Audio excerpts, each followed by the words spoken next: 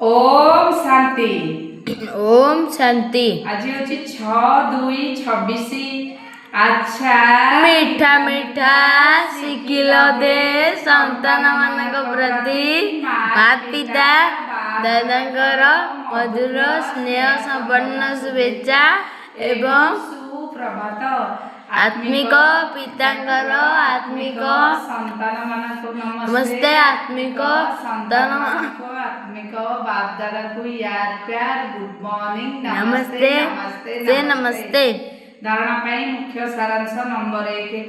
ड्रामार आदि मध्य अंतर ज्ञान को बुद्धि रे रखी सबु चिंता को त्याग करने को हेबो। केवल सत्य प्रदान हेबार चिंता रखा हेबो। नंबर 2। गरीब निवाज बाबा भारत को गरीब रु साहुकार करने आसिचंती।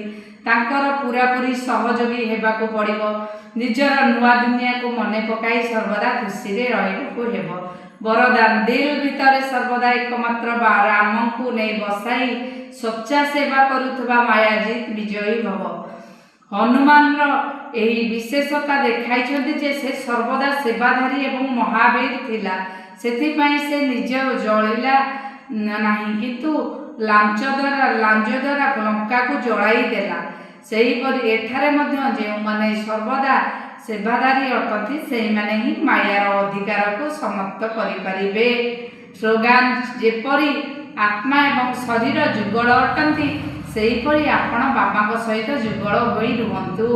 अव्यक्त इशारा एकता विश्वासर विशेषता द्वारा सफलता संपन्न हुआ।